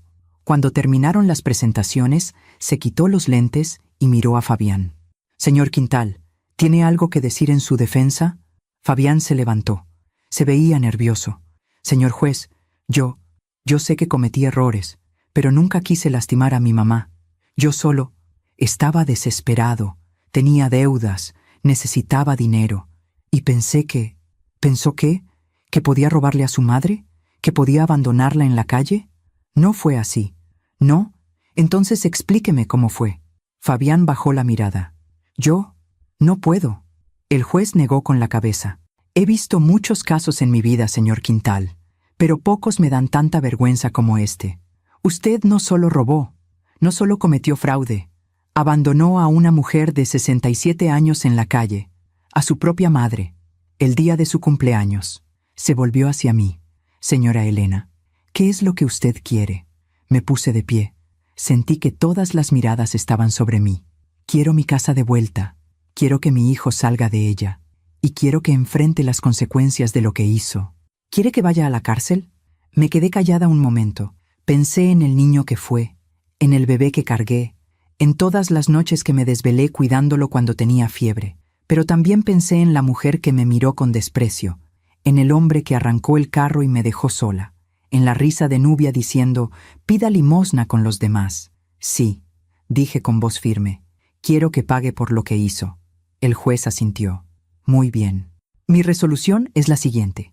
Primero, se anula completamente el poder notarial firmado por la señora Elena Quintal. Se declara nulo por haber sido obtenido mediante engaño. Segundo, se anula la venta de la propiedad ubicada en calle Nisperos 47.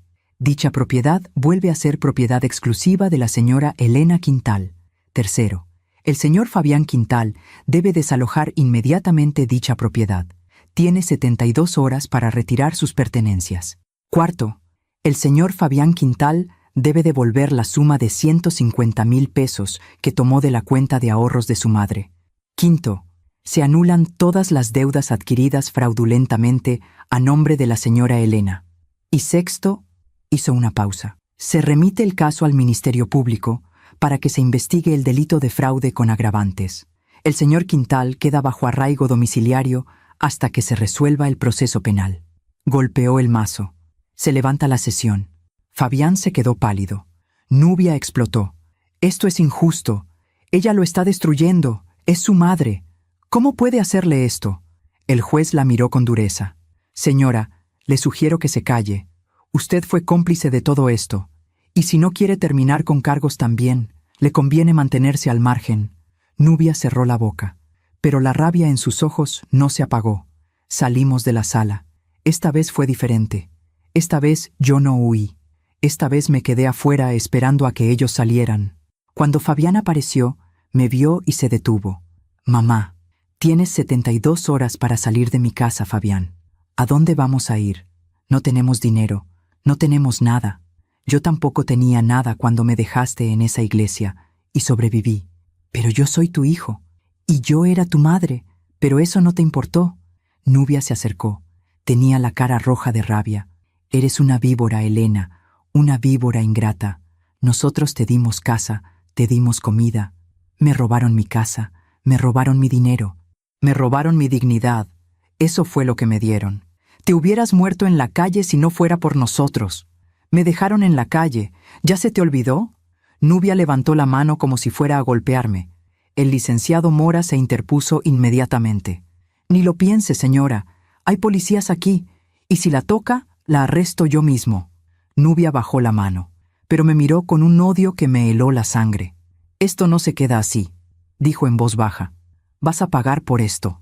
«Ya pagué suficiente», le dije. «Ahora les toca a ustedes». Me di la vuelta y me fui. El 9 de marzo, el licenciado Mora me llevó de regreso a mi casa. 72 horas habían pasado. Fabián y Nubia tenían que haberse ido. Cuando llegamos, vi que el carro de Fabián ya no estaba. La casa se veía vacía, silenciosa. El licenciado abrió la puerta con las llaves que el juez nos había dado. Entramos. La casa estaba destrozada.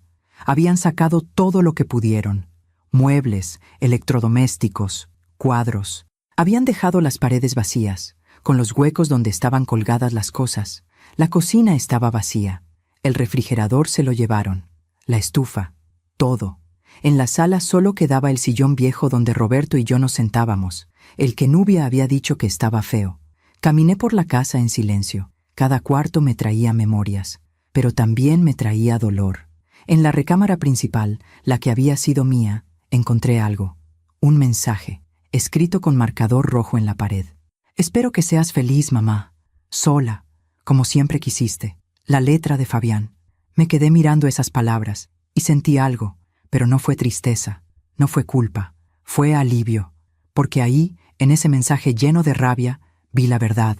Mi hijo nunca me amó, y yo había pasado toda mi vida tratando de ganármelo, pero ya no más. «¿Quiere que lo borremos?», preguntó el licenciado. «No», dije, «déjelo. Es un recordatorio». «¿De qué?». «De lo que no debo olvidar». Salimos al patio. El árbol de níspero seguía ahí, fuerte, verde, lleno de vida. Me senté bajo su sombra, puse mi mano en el tronco. «Roberto», susurré, «ya volví a casa». Y el viento movió las hojas, como si él me estuviera respondiendo. Los días siguientes fueron de reconstrucción. Doña Carmen y otras vecinas vinieron a ayudarme. Me trajeron ollas, platos, una cama vieja que tenían guardada. Poco a poco, la casa empezó a llenarse otra vez, no con cosas caras, sino con cosas que importaban. El 15 de marzo recibí una llamada del licenciado Mora. «Señora Elena, tengo noticias. Fabián fue arrestado». El corazón me dio un vuelco. ¿Qué pasó? Violó el arraigo domiciliario. Intentó salir del país con dinero que no era suyo. Lo detuvieron en el aeropuerto. ¿Y ahora? Ahora va a enfrentar juicio y probablemente va a pasar varios años en la cárcel. Me quedé callada. ¿Está bien, señora? Sí, estoy bien. Hay algo más. La inmobiliaria ganó su demanda contra Fabián. Él les debe 100,000 pesos y como no puede pagar, van a embargar todo lo que tenga. ¿Incluyendo el departamento que compró? Sí, Nubia ya no tiene dónde vivir. Escuché que se fue con su familia a otro estado. Así que así terminó. Mi hijo en la cárcel, su esposa huyendo. Todo lo que robaron, perdido. La vida siempre cobra sus deudas. El 20 de marzo, un mes después de que el juez dictara sentencia, tuve una visita inesperada. Era Fabián. Estaba con un oficial. Tenía esposas en las manos. Se veía más delgado, más viejo, como si en un mes hubiera envejecido 10 años. «Señora», dijo el oficial, «el señor Quintal pidió permiso para visitarla, para hablar con usted. ¿Acepta?» Miré a mi hijo. Ese hombre que una vez fue un niño en mis brazos. «Sí», dije, «acepto». Entraron a la casa. El oficial se quedó en la puerta. Fabián se sentó en el sillón. Yo me senté frente a él. Hubo un silencio largo. «Mamá», empezó. Tenía la voz rota. «Mamá, lo siento tanto». No respondí. Sé que no tengo derecho a pedirte perdón. Sé que lo que hice fue imperdonable. Pero necesito que sepas que yo nunca quise que las cosas llegaran tan lejos. ¿Hasta dónde querías que llegaran, Fabián? ¿Solo hasta robarme? ¿Solo hasta echarme de mi casa? ¿Dónde estaba el límite para ti? Se le llenaron los ojos de lágrimas. No lo sé, mamá. Estaba cegado. Estaba desesperado, Nubia me presionaba, las deudas me ahogaban, y yo perdí el rumbo. Perdiste más que el rumbo. Perdiste tu humanidad. Lo sé, y voy a pagar por eso. Voy a pasar años en la cárcel. Voy a perder todo. Pero antes de que eso pase, necesito que sepas algo. ¿Qué? Que tú fuiste la mejor madre que alguien podría tener. Que todo lo que soy de malo no es culpa tuya. Es culpa mía. Solo mía. Se quebró. Lloró. Lloró como no lo había visto llorar desde que era niño. Y yo me quedé ahí, mirándolo. Parte de mí quería abrazarlo. Parte de mí quería consolarlo. Pero otra parte, la parte que había aprendido a sobrevivir, la parte que había dormido en la calle y buscado comida en la basura, esa parte no podía. «Fabián», dije con voz suave pero firme, «yo te perdono, no porque te lo merezcas, sino porque yo necesito paz, necesito soltar esta rabia antes de que me consuma. ¿De verdad me perdonas?» «Sí, pero eso no significa que vaya a olvidar. No significa que vayamos a volver a ser lo que fuimos, porque lo que fuimos ya murió». «El día que me dejaste en esa iglesia», asintió, entendió. «¿Vas a venir a visitarme? ¿A la cárcel?»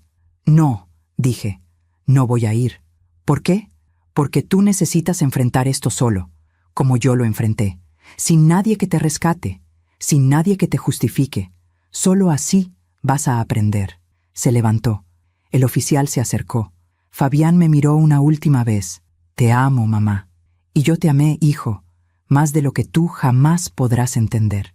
Se lo llevaron, y yo me quedé sola en mi casa recuperada, en mi casa llena de cicatrices pero también de esperanza.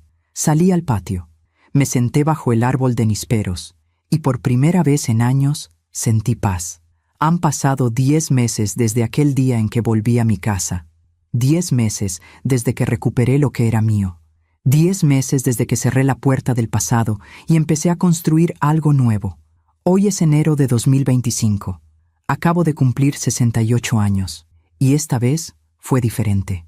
Esta vez desperté en mi propia cama, en mi propia casa, bajo el techo que Roberto y yo construimos juntos. Esta vez no hubo abandono, no hubo traición, no hubo lágrimas de dolor, hubo paz. Doña Carmen vino temprano con pan dulce y chocolate caliente. La señora Martínez trajo flores de su jardín. Don Arturo del colmado me regaló una piñata pequeña, aunque le dije que ya estaba grande para esas cosas. Nunca se está grande para celebrar la vida, me dijo. Y tenía razón. Por la tarde vinieron más vecinos, gente que me conoce desde hace 40 años, gente que me vio caer y me ayudó a levantarme. Comimos pozole, tamales, pastel, cantamos, reímos, y yo lloré. Pero esta vez fueron lágrimas buenas, lágrimas de gratitud, porque aprendí algo en estos meses. Aprendí que la familia no siempre es la sangre. A veces la familia es la gente que se queda cuando todo se derrumba, la gente que te busca cuando te pierdes, la gente que te abraza cuando el mundo te da la espalda. Los primeros meses después de recuperar la casa fueron difíciles, no porque no tuviera techo o comida, sino porque tenía que aprender a vivir conmigo misma, con el silencio, con las memorias. Cada rincón de esta casa me recordaba algo. El patio donde Roberto plantó el árbol, la cocina donde cocinábamos juntos, la recámara donde dormimos 40 años, pero también me recordaba a Fabián, el niño que fue, el hombre en que se convirtió. Y eso dolía. Los primeros días no podía dormir en la recámara principal. Me quedaba en el cuarto de servicio, el mismo donde me habían mandado, porque era el único lugar donde no sentía fantasmas. Pero una noche, a finales de marzo, el licenciado Mora vino a visitarme. Señora Elena, necesita recuperar su espacio, toda su casa, no solo los rincones que no duelen. Es difícil, le dije. Lo sé, pero es necesario. Me ayudó a mover mis cosas a la recámara principal. Pintamos las paredes para cubrir el mensaje que Fabián había dejado. Compramos sábanas nuevas, cortinas nuevas. Limpiamos cada rincón. Esta es su casa, me dijo el licenciado, su santuario. No deje que nadie, ni siquiera los recuerdos, se la quiten. Y tenía razón. Poco a poco fui recuperando cada espacio. La cocina donde volví a cocinar mis platillos favoritos. La sala donde puse fotos nuevas, de Roberto y mías, de los vecinos, de momentos felices. El patio donde volví a regar las plantas que Roberto cuidó. Y el árbol de nísperos, mi árbol. Me sentaba bajo su sombra todas las tardes. Le hablaba a Roberto como si estuviera ahí. Le contaba mi día. Le contaba mis miedos. Le contaba mis victorias. Lo logré, Roberto, le decía. Recuperé nuestra casa, tal como me pediste. Y el viento movía las hojas. Y yo sabía que él me escuchaba. En abril, el licenciado Mora me llamó con noticias. Señora Elena, el banco devolvió el dinero. Los 150,000 pesos que su hijo tomó. Están de vuelta en su cuenta. No lo podía creer. ¿Cómo? Fabián tenía algunos bienes que no sabíamos. Un carro, algunos muebles, inversiones pequeñas. Todo fue embargado y vendido. Y con eso se pagó la deuda. 150,000 pesos, más los 320,000 que Roberto había guardado. Tenía casi $500,000 de pesos. Dinero suficiente para vivir tranquila, para no preocuparme, para ser libre. ¿Y las deudas fraudulentas? Pregunté. Todas anuladas. Usted no debe nada, señora. Está limpia. Lloré de alivio.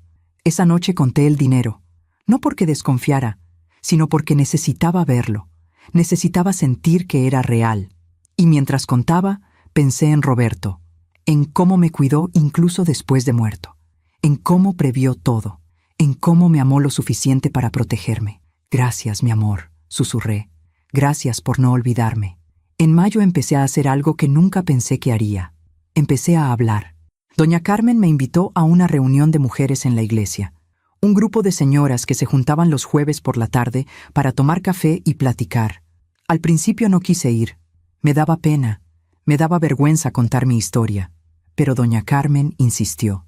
Elena, tu historia puede ayudar a alguien, puede salvar a alguien. Fui.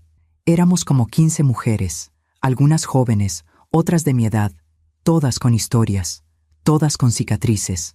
Cuando me tocó hablar, no sabía por dónde empezar, pero empecé por el principio, por Roberto, por nuestro matrimonio, por Fabián, y luego conté lo que pasó, el despojo, el abandono, la calle, el testamento, la justicia. Cuando terminé, había silencio, y luego una mujer, más joven que yo, levantó la mano. Yo estoy viviendo algo parecido, dijo con voz temblorosa. Mi hijo me está presionando para que le firme la casa. Dice que es para protegerme, pero yo no sé si confiar. La miré a los ojos. No firmes, le dije. No firmes nada que no entiendas. No importa quién te lo pida, ni siquiera tu hijo. Pero es mi hijo. Y yo también tuve un hijo. Y mira lo que pasó. Otra mujer habló. ¿Y el perdón? ¿Tú lo perdonaste? Sí, pero perdonar no significa olvidar, no significa volver a confiar, significa soltar el veneno para que no te mate. Eso es el perdón. Esa tarde salí de la iglesia sintiendo algo extraño. Sentí que mi dolor había servido para algo, que mi historia no había sido en vano. Y desde ese día volví todos los jueves. Hablé con más mujeres, escuché sus historias, les di consejos, les di esperanza, porque si yo sobreviví, ellas también podían. En junio recibí una carta. Era de la cárcel, de Fabián. La sostuve en mis manos durante horas sin abrirla. Tenía miedo de lo que pudiera decir, pero finalmente la abrí. Mamá, no sé si leas esto, no sé si quieras saber de mí, pero necesito escribirlo. Llevo 4 meses aquí, 4 meses pensando en todo lo que hice, en todo lo que perdí, en todo lo que te hice, y no hay día en que no me arrepienta. Aquí adentro uno tiene mucho tiempo para pensar, para ver quién eres realmente cuando te quitan todo lo demás. Y lo que veo no me gusta, mamá. No me gusta nada. Fui egoísta, fui cruel, fui todo lo que papá temía que fuera. Él lo sabía, ¿verdad? Por eso hizo ese testamento, por eso te protegió, porque sabía que yo iba a fallarte, y lo hice. No espero que me perdones, no espero que me visites, no espero nada. Solo quiero que sepas que estoy tratando de cambiar. Estoy yendo a terapia, estoy trabajando en la biblioteca de la prisión, estoy tratando de ser alguien mejor, no por ti, ni por nadie más, sino por mí, porque si salgo de aquí siendo la misma persona que entró, entonces todo esto no habrá servido de nada. Te amo, mamá, aunque no lo merezca, aunque lo perdí todo. Te amo, Fabián. Terminé de leer con lágrimas en los ojos. No sé si creerle. No sé si es real o si solo es arrepentimiento porque perdió. Pero una parte de mí, la parte que todavía es madre, quiere creer que puede cambiar.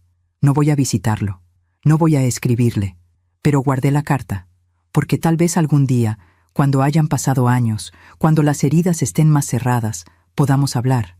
O tal vez no, y está bien así, porque aprendí que no puedo salvar a nadie que no quiere salvarse, que no puedo amar por dos, que no puedo cargar la culpa de las decisiones de otros, ni siquiera de mi hijo. En agosto hice algo que Roberto y yo siempre quisimos hacer, pero nunca pudimos. Viajé. El licenciado Mora me ayudó a conseguir los papeles. Doña Carmen vino conmigo.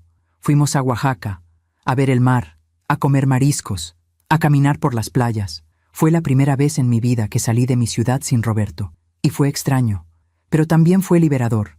Me senté en la arena, mirando el océano, sintiendo el sol en la cara, y pensé en todo lo que había pasado, en todo lo que había sobrevivido, y me sentí orgullosa, orgullosa de no haberme rendido, orgullosa de haber luchado, orgullosa de estar aquí, viva, respirando, sintiendo. Roberto, dije al viento, estoy viviendo, como me pediste, estoy viviendo. Y el mar me respondió con sus olas. En octubre, el juicio de Fabián terminó. Lo sentenciaron a 5 años de prisión. 5 años por fraude con agravantes, por despojo, por robo. El licenciado me llamó para darme la noticia. ¿Cómo se siente?, me preguntó. No sé, le dije honestamente. Triste, aliviada, confundida, todo al mismo tiempo. Es normal, es su hijo, lo sé, pero también es un criminal, y esas dos cosas pueden ser verdad al mismo tiempo. Sí, pueden. No fui a la sentencia. No quise verlo, no quise escucharlo, porque ya había cerrado esa puerta y no quería volver a abrirla. En noviembre empecé a trabajar como voluntaria en el albergue donde dormí cuando estaba en la calle. Servía comida. Hablaba con las mujeres, les contaba mi historia, les daba esperanza. Si yo pude salir, les decía, ustedes también pueden. Una mujer, más joven que yo, me preguntó, ¿vale la pena? ¿Vale la pena seguir intentando? La miré a los ojos. Sí, porque la vida siempre da vueltas, y lo que hoy parece imposible, mañana puede ser tu realidad. Pero tienes que seguir, tienes que creer. Y vi en sus ojos algo que reconocí, algo que yo también tuve. esperanza. En diciembre, un año después de aquel terrible diciembre cuando todo se derrumbó, decoré mi casa. Puse luces, puse un árbol pequeño, cociné tamales y ponche, e invité a todos los que me ayudaron. Doña Carmen, la señora Martínez, don Arturo, el licenciado Mora, las mujeres del grupo de la iglesia, la gente del albergue. Llenamos la casa de risas, de comida, de amor. Y esa noche, mientras todos comían y platicaban, salí al patio. Me senté bajo el árbol de nísperos. Miré las estrellas. «Roberto», susurré, «cumplí tu última voluntad. Recuperé nuestra casa, saqué a Fabián, y estoy viviendo sin miedo. Y juro que sentí su presencia, como una brisa cálida en la noche fría, como un abrazo invisible. Gracias», le dije, «gracias por amarme, gracias por cuidarme, gracias por enseñarme que el amor verdadero protege incluso después de la muerte». Volví adentro, volví con mi gente, con mi familia elegida, y celebramos la vida, celebramos la justicia, celebramos el amor que permanece cuando todo lo demás se va. Hoy, mientras les cuento esta historia, mientras revivo cada momento de dolor y cada momento de victoria, me doy cuenta de algo. Me doy cuenta de que no me arrepiento. No me arrepiento de haber luchado. No me arrepiento de haber demandado a mi hijo. No me arrepiento de haberlo sacado de mi vida, porque eso me salvó. Y también le di una oportunidad a él. Una oportunidad de enfrentar sus errores, de cambiar, de crecer. No sé si lo va a hacer. No sé si cuando salga de la cárcel va a ser diferente, pero esa es su responsabilidad, no la mía. Yo hice lo que tenía que hacer. Protegí lo que era mío. Defendí mi dignidad. Honré la memoria de Roberto. Y ahora vivo de verdad. Ya no soy la mujer que fue abandonada en una iglesia. Ya no soy la mujer que buscaba comida en la basura. Ya no soy la mujer que tenía miedo. Soy Elena Quintal. Tengo 68 años y soy una sobreviviente. Una mujer que aprendió que el amor no significa dejarte destruir, que la familia no siempre es la sangre, que perdonar no significa olvidar, que la justicia, aunque tarde, siempre llega. Aprendí que la vida cobra sus deudas, que las mentiras tienen patas cortas, que quien siembra vientos cosecha tempestades, pero también aprendí que después de la tormenta viene la calma, que después de la noche más oscura viene el amanecer, que cuando crees que ya no puedes más, encuentras fuerzas que no sabías que tenías, y aprendí que nunca es tarde para empezar de nuevo. Si mi historia ayuda a una sola mujer a abrir los ojos, habrá valido la pena.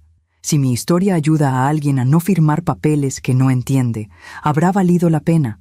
Si mi historia ayuda a alguien a defender lo que es suyo, aunque sea de su propia familia, habrá valido la pena. Porque todos merecemos dignidad, todos merecemos respeto, todos merecemos vivir sin miedo. No importa la edad, no importa cuánto hayamos sufrido, no importa cuánto hayamos perdido, siempre hay una oportunidad para levantarse, siempre hay una oportunidad para luchar, siempre hay una oportunidad para vivir. Esta mañana, en mi cumpleaños número 68, desperté temprano, preparé café, salí al patio. El árbol de nísperos estaba lleno de frutos. Roberto siempre decía que esos frutos eran dulces pero llegaban en su tiempo. No se podían forzar. Había que esperar, y tenía razón, como siempre. Tomé un níspero, lo pelé, lo probé, estaba dulce, maduro, perfecto, como mi vida ahora, dulce después de tanta amargura, madura después de tanto dolor, perfecta en su imperfección. Me senté bajo el árbol, cerré los ojos, sentí el sol en mi cara, y sonreí, porque estoy en casa, porque estoy en paz, porque estoy viva. Y eso, después de todo lo que pasé, es más que suficiente. Gracias por escucharme hasta el final. Si esta historia tocó tu corazón, suscríbete y activa la campanita para escuchar más historias de mujeres que transformaron su dolor en sabiduría. Cada día, una mujer, una lección de vida. Comparte esta historia con alguien que amas. A veces, una historia así puede cambiar todo un día. Que Dios te bendiga y hasta la próxima.